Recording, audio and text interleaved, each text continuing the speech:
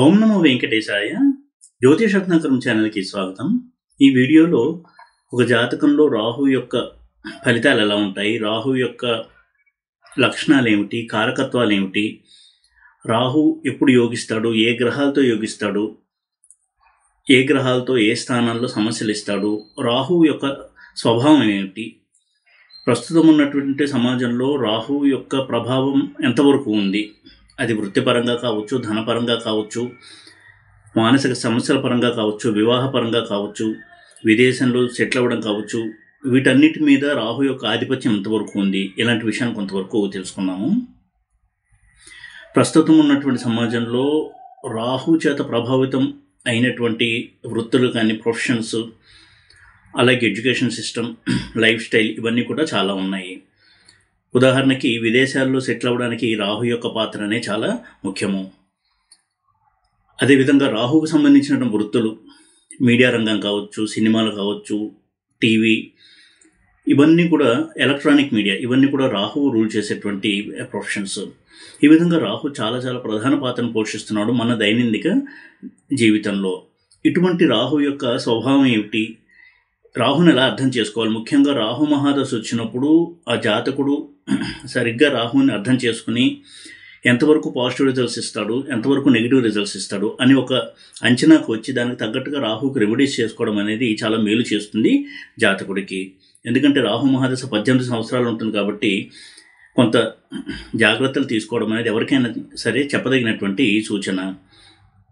రాహు ఎంత యోగంలో ఉన్నా, ఎంత రాజయోగంలో ఉన్నా, ధనయోగంలో ఉన్నా, పొలిటికల్ పవర్ ఇచ్చినా, లేదా సోషల్ స్టేటస్ ఇచ్చినా, ఎంతో అంత సఫరింగ్, పెయిన్ ఇవి ఇచ్చే ఆ యోగాల్ని ఇస్తాడు. కాబట్టి రాహుని ఎప్పుడూ కూడా నిర్లక్ష్యం చేయకుండా రాహు ఏదైతే చెప్పదలుచుకున్నాడో దాన్ని మనం పాటించడం ద్వారా తన యొక్క నెగిటివిటీని తగ్గించుకుంటాడు. ఎప్పుడైతే జాతకుడు లైఫ్ స్టైల్లో డిసిప్లిన్ తీసుకొస్తాడో, నీతి నియమాలు, హానెస్టీ అంటే నిజాయితీ, ఇటువంటి వాటికి జీవితంలో చాలా మంచి ప్రాధాన్యతని ఇస్తాడో, పెద్దపీట వేస్తాడో, అప్పుడు రాహు తన యొక్క నెగిటివిటీని తగ్గించుకుంటాడు.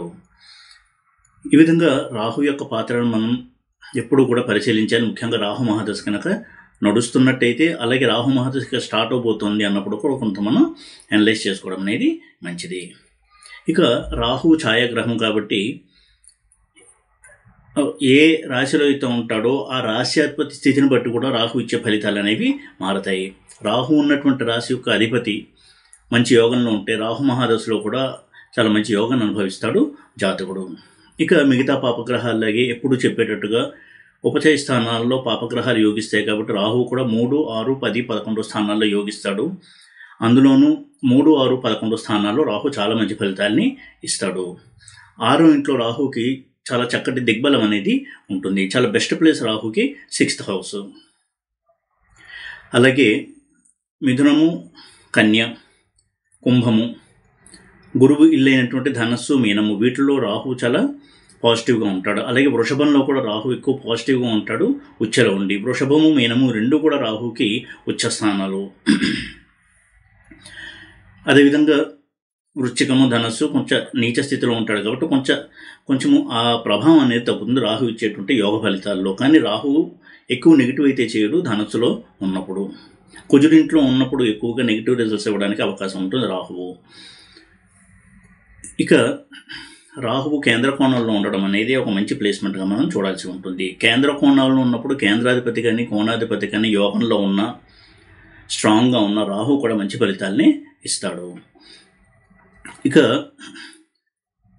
రాహు మెటీరియలిస్టిక్ సక్సెస్ని సూచించేటువంటి ప్లానెట్. అంటే భౌతికంగా సుఖాలను అనుభవించాలి, సమాజంలో ఒక హోదాను అనుభవించాలి, పాపులారిటీ సంపాదించుకోవాలి, నేమ్ అండ్ ఫేమ్, తనంటే అందరికీ తెలియాలి, తను ఎప్పుడు గుర్తింపబడాలి, ఒక సెలబ్రిటీగా ఉండాలి, ఇటువంటి చాలా చక్కటి ఆలోచనలు కలిగించేటువంటి ప్లానెట్ రాహు. అయితే ప్రాబ్లం ఎక్కడ వస్తుంది అంటే, అటువంటి ఆలోచనలు వచ్చి దాన్ని ఇంప్లిమెంట్ చేసేటప్పుడు ఆ స్థాయికి వెళ్ళడానికి అనైతికమైన మార్గాలను అవలంబించడానికి కూడా రాహు వెనకాడు. ఇది కొంత నెగిటివ్ పాయింట్గా చెప్పుకోవాల్సి ఉంటుంది. అదేవిధంగా రాహు తృప్తి లేనటువంటి ప్లానెట్. రాహు మహాదశలో రాహు యోగిస్తూ ఫలితాలను ఇచ్చినప్పుడు, ఉదాహరణకి వృత్తిపరంగా చూసినట్టయితే ఇంకా పైకి ఎదగాలని, ఎలా అయినా సరే తన అధికారులతో మంచి సంబంధాలు పెట్టుకుని, తన కొలీగ్స్తో మంచి సంబంధాలు పెట్టుకుని ఇంకా మంచి ఉన్నత స్థాయికి ఎదగాలని, వ్యాపారంలో ఉన్నట్టయితే వ్యాపారాన్ని ఇంకా వృద్ధి చేయాలని, ఈ విధంగా తృప్తి లేకుండా తన యొక్క పరిశ్రమని పెడుతూ శ్రమిస్తూ ఇంకా ఇంకా పైకి వెళ్ళాలి అనేటువంటి ఒక తృప్తి లేకుండా కష్టపడేటటువంటి తత్వం కూడా ఉంటుంది రాహుకి. ఆ ప్రాసెస్లో వాళ్ళు అబద్ధాలు ఆడచ్చు, మోసాలు చేయొచ్చు, ఏది చేసినా కానీ ఫైనల్గా తను అనుకున్న గోల్ రీచ్ అవ్వాలి అనేటువంటి ఒక టార్గెట్తో వాళ్ళు చేస్తూ ఉంటారు. ఒక గోల్ రీచ్ అయితే మళ్ళీ దాని తర్వాత ఇంకో గోల్ని ఫిక్స్ చేసుకుని దాని వైపు వెళ్తూ ఉండడము, ఇటువంటి ఒక నేచర్ ఉంటుంది రాహుకి. ఇక పదవీకాంక్ష, సమాజంలో హోదా, వీటికి చాలా విలువనిస్తారు రాహు బలంగా ఉన్నటువంటి వ్యక్తులు. అయితే రాహు దగ్గర ఉన్నటువంటి ఒక నెగిటివ్ పాయింట్ ఏంటి అంటే భ్రమంలో ముంచేటువంటి గ్రహము రాహువు. ఎవరికైనా రాహు మహాదశ నడుస్తూ రాహు నెగిటివ్ ఫలితాలు కనుక ఇస్తున్నట్టయితే అటువంటి వ్యక్తి యొక్క ఆలోచనలు కనుక చూసినట్టయితే ఇక నేను జీవితంలో ఏది సాధించలేను, ఉదాహరణకు వాళ్ళు ఆర్థిక సంక్షోభంలో ఉన్నట్టయితే ఇంకా ఈ సంక్షోభం నుంచి నేను బయటపడను, నేను కుదేరైపోతాను, అందరి ముందు నేను పరువు పోగొట్టుకుంటాను అనేటువంటి ఒక నెగిటివ్ని చాలా ఎక్కువగా ఇస్తూ ఉంటాడు, రిపీటెడ్గా ఇస్తూ ఉంటాడు రాహువు. ఈ విధంగా జాతకుడిని భయపెట్టడము అనేది రాహు యొక్క లక్షణము. సమస్య తీవ్రత కంటే భయపడడం ద్వారా ఎక్కువగా వాళ్ళు సఫరింగ్ని, పెయిన్ని అనుభవిస్తూ ఉంటారు. అయితే రాహువు వాక్కుకు సంబంధించిన స్థానాల్లో ఉన్నట్టయితే కొంత వ్యంగ్యంగా మాట్లాడటము, ఇటువంటి ధోరణి కూడా ఉంటుంది. ఒక్కొక్కసారి హార్ష్ స్పీచ్, పౌరుష పదజాలము, ఇవన్నీ కూడా మాట్లాడేటువంటి వ్యక్తులుగా ఉంటారు. రాహు కనుక సెకండ్ హౌస్ని ఇంపాక్ట్ చేస్తూ ఉంటే, ప్రభావితం కనుక చేస్తూ ఉంటే. ఎందుకంటే సెకండ్ హౌస్ అనేది ఫ్యామిలీ, ఫైనాన్స్, కుటుంబము, ఆర్థిక స్థితి, అలాగే వాక్కు, వీటికి సంబంధించిన స్థానం కాబట్టి రాహు కనుక సెకండ్ హౌస్లో ఉన్నట్టయితే వారు సెకండ్ హౌస్లో ఉదాహరణకి రాహు ఉండి ఎగ్జాల్ట్ అయి ఉన్నట్టయితే చాలా చక్కటి ధనయోగాన్ని ఇస్తాడు. అయితే ఇదే రాహువు పాపగ్రహాలతో చేరుకుని సెకండ్ హౌస్లో కనుక్కున్నట్టయితే ధనాన్ని అదేవిధంగా ఖర్చు చేయడం కూడా ఉంటుంది, ధనాన్ని నిల్వ చేయలేకపోవడం అనేది ఉంటుంది. అయితే ధనాన్ని సంపాదించేటువంటి ప్రాసెస్లో అనైతికమైన మార్గాల ద్వారా ధనాన్ని సంపాదించడము అనేది రాహు యొక్క క్వాలిటీ, అంటే అతని లక్షణంగా మనం చూడాల్సి ఉంటుంది. ఇక రాహువు ఎప్పుడైతే తనున్న రాశ్యాధిపతితో కలిసి ఉంటాడో ఎక్కువ బలమైనటువంటి రిజల్ట్స్ ఇస్తాడో, ఆ రాశ్యాధిపతి కూడా బలంగా ఉంటాడు. ఇందాక చెప్పినట్టుగా రాహు సెకండ్ హౌస్లో ఉండి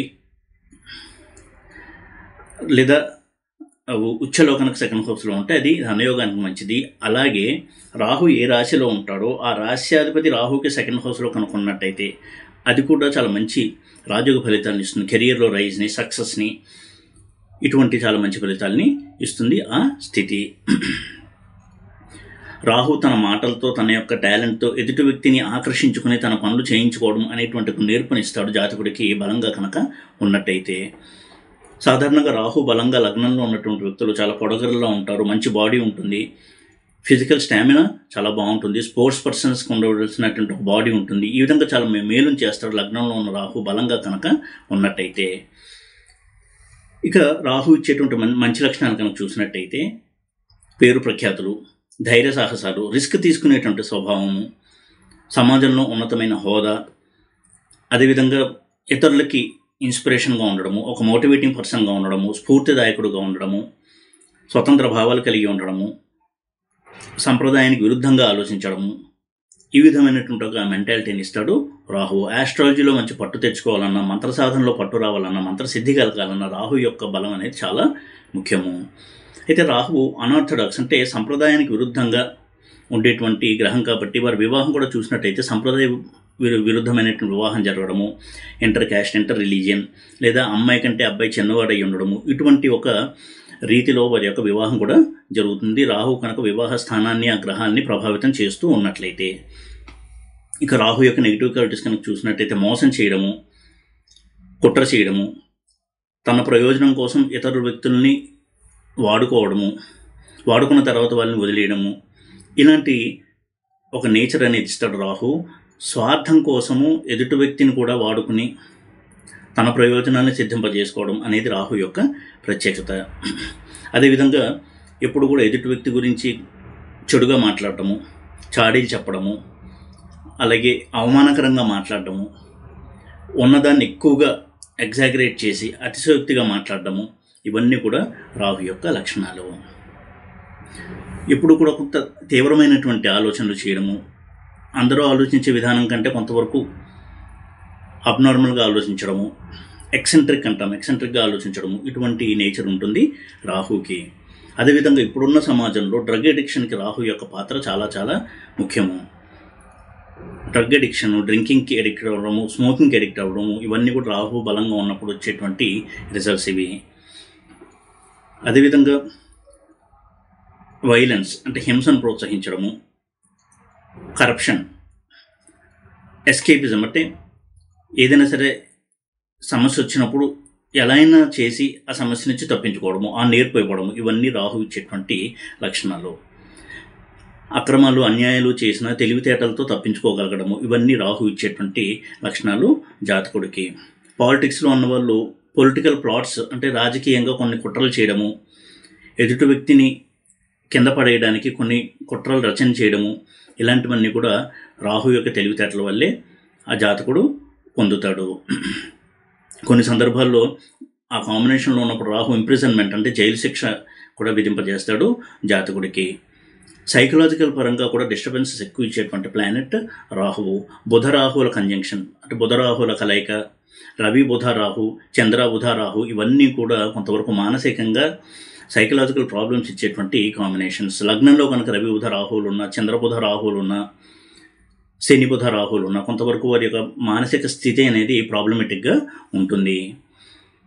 ఇక రాహు ఏది సాధించాలనుకున్నా ఏ మార్గంలో అయినా సరే అంటే నైతికం కావచ్చు అనైతికం కావచ్చు మార్గంలో వెళ్ళి తాను అనుకున్నటువంటి లక్ష్యాన్ని చేరుకోవాలి అనేటువంటి ఒక మనస్తత్వం ఉండేటువంటి ప్లానెట్ రాహువు. సప్తమము, పంచమము ఇటువంటి స్థానాలతో రాహు కనుక రిలేషన్ కలిగి ఉన్నట్టయితే ఎక్స్ట్రా మ్యారిటల్ అఫైర్స్, పరస్త్రీ వ్యామోహం, ఇవన్నీ కూడా ఎక్కువగా ఇచ్చేటువంటి ప్లానెట్. ఫారిన్లో సెటిల్ అవ్వడానికి రాహు యొక్క పాత్ర చాలా ముఖ్యము. ముఖ్యంగా 9th హౌస్లో రాహువు, భాగ్యారూఢంలో రాహువు, 4th హౌస్లో రాహువు, 10th హౌస్లో రాహువు, ఈ ప్లేస్మెంట్స్ అన్నీ కూడా ఫారిన్లో సెటిల్ అవ్వడానికి ఎక్కువగా సహాయపడేటువంటి ప్లేస్మెంట్స్ ఇవి. అలాగే ఎక్కువగా విదేశీ ప్రయాణాలు చేయడము, ఇది కూడా రాహు యొక్క బలం వల్లే జాతకుడు చేస్తూ ఉంటాడు. ఇప్పుడున్న సమాజంలో సాఫ్ట్వేర్ జాబ్ని సూచించే గ్రహం కూడా రాహువే. అదేవిధంగా ఏవియేషన్ రంగం అంటే విమాన రంగంలో పనిచేయడము, ఒక పైలట్గా పనిచేయడం, వీటికి కూడా రాహు యొక్క బలం అనేది చాలా ముఖ్యము. ఇప్పుడున్నటువంటి టెలికమ్యూనికేషన్, ఎలక్ట్రానిక్ కమ్యూనికేషన్స్, వీటికి సంబంధించినటువంటి టెక్నాలజీలో ఉన్నత స్థానాల్లో ఉండడానికి కూడా రాహు యొక్క బలం ఎంతగానో సహాయపడుతుంది. ఈ విధంగా రాహువు చాలా చాలా పోర్ట్ఫోలియోస్ని రూల్ చేస్తున్నాడు ఇప్పుడు ఉన్నటువంటి ప్రస్తుత సమాజంలో. సైంటిస్టులకి ఎదగడానికి కావచ్చు, స్పేస్ టెక్నాలజీలో పనిచేయడానికి, వీటన్నిటికీ రాహు యొక్క బలం అనేది చాలా సహాయపడుతుంది. రాహు బలంగా ఉన్నప్పుడు అటువంటి రంగాల్లో వాళ్ళు రాణిస్తూ ఉంటారు, అటువంటి కెరియర్ని కూడా వాళ్ళు చూస్ చేసుకుంటూ ఉంటారు. అయితే ఒక్కొక్కసారి రాహు ఇచ్చేటువంటి వృత్తులు ఎప్పుడూ కూడా ప్రత్యర్థులతో పోరాడుతూ ఉండడము, దానివల్ల వీరు కొంత డౌన్ఫాల్ అయ్యి మళ్ళీ లేచి ముందుకెళ్తూ ఉండడము, ఇటువంటి ఒక డిస్టర్బింగ్ కెరియర్ కూడా ఇచ్చేటువంటి అవకాశాలు ఉంటుంది రాహువు. ఇక మీడియా రంగంలో రాణించడానికి, ఈవెంట్ మేనేజ్మెంట్లో రాణించడానికి, మీడియా పర్సన్స్గా సినిమాల్లో రాణించడానికి రాహు చాలా బాగా సహాయపడతాడు. రాహు యొక్క ప్రభావం ఉన్నటువంటి వ్యక్తులు, స్ట్రాంగ్గా ప్రభావం ఉన్నటువంటి వ్యక్తులు మంచి నటులుగా కూడా పేరు తెచ్చుకోవడానికి అవకాశం ఉంటుంది. నటనా కౌశల్యాన్ని ఎక్కువగా ఇస్తాడు రాహువు. అదేవిధంగా నేర పరిశోధన సంస్థల్లో పనిచేయడం కూడా రాహు యొక్క బలం చాలా బాగా సహాయపడుతుంది. సిబిఐ, సిఐడి ఇటువంటి రంగాల్లో పనిచేయడానికి, పోలీస్ డిపార్ట్మెంట్లో పనిచేయడానికి రాహు చాలా బాగా సహాయపడతాడు. నేరస్తుల్ని పట్టుకోవడము, నేరస్తుల దగ్గర నుంచి నిజం రాబట్టడము, నేరాన్ని ఛేదించడము, ఇవన్నీ కూడా రాహు చాలా బాగా ఇస్తాడు జాతకుడికి. అయితే రాహు ఎంత యోగించినా ఇందాక చెప్పినట్టుగా సమస్యల్ని ఇస్తూ యోగిస్తాడు కాబట్టి రాహు మహాదశలో మాత్రము తప్పకుండా రాహుకి రెమెడీస్ చేసుకోవడం అనేది చాలా చాలా ముఖ్యమైనటువంటి అంశము. ప్రధానంగా కొన్ని క్లుప్తంగా రాహు రెమెడీస్ కనుక చూసినట్టయితే నాన్ వెజ్ తినకుండా ఉండడము, non veg food, drinking smoking చేయకుండా ఉండడము, నైతికపరమైనటువంటి జీవితాన్ని గడపడము, అనైతికమైనటువంటి పనులకు వెళ్లకుండా ఉండడము, ఇటువంటి పనులు చేస్తూ ఉంటే రాహు యొక్క నెగిటివిటీ చాలా వరకు తగ్గడానికి వీలుంటుంది. అది ఒక విధంగా జాతకుడికి మేలు చేసేటువంటి దశగా కూడా ఉంటుంది. వారిని వారు ఒక మంచి ఉత్తమమైనటువంటి మనిషిగా తీర్చిదిద్దుకోవడానికి రాహువు సహాయపడతాడు. ఈ విధంగా వారు ఎప్పుడైతే అనైతికమైన మార్గంలో వెళ్తాడో రాహు వాళ్ళకి పనిష్మెంట్ని ఇస్తూ ఉంటాడు. కాబట్టి ఎప్పుడు నీతి నియమాలకు కట్టుబడి డివైన్ లైఫ్ని లీడ్ చేస్తూ తరచూ క్షేత్ర సందర్శనము దైవదర్శనము చేసుకుంటూ నాన్ వెజ్కి దూరంగా ఉండి డ్రింకింగ్ స్మోకింగ్ వాటికి దూరంగా ఉన్నట్టయితే రాహు చాలా మంచి ఫలితాలను ఇస్తాడు. తన నెగిటివిటీని కూడా చాలా తగ్గించుకుంటాడు. ఈ విధంగా రాహు గురించి కొన్ని అంశాలు కారకత్వ పరంగా లక్షణాల పరంగా ఈ వీడియోలో నేను డిస్కస్ చేయడం జరిగింది. ఏదేమైనా కానీ రాహు మహాదశ కనుక నడుస్తున్నట్టయితే రాహు యొక్క బలాన్ని పాజిటివిటీని కొంత అనలైజ్ చేసి నెగిటివ్గా ఎక్కువగా ఉన్నట్టయితే శ్రద్ధగా రెమెడీస్ చేసుకోవడం అనేది చెప్పదగినటువంటి సూచన. రాహు యోగించినా సరే రెమెడీస్ చేసుకోవడం అనేది చెప్పదగినటువంటి సూచన. ఈ వీడియో కనుక మీకు నచ్చినట్టయితే లైక్ చేసి షేర్ చేసి సబ్స్క్రైబ్ చేయండి. ఓం నమో వెంకటేశాయ.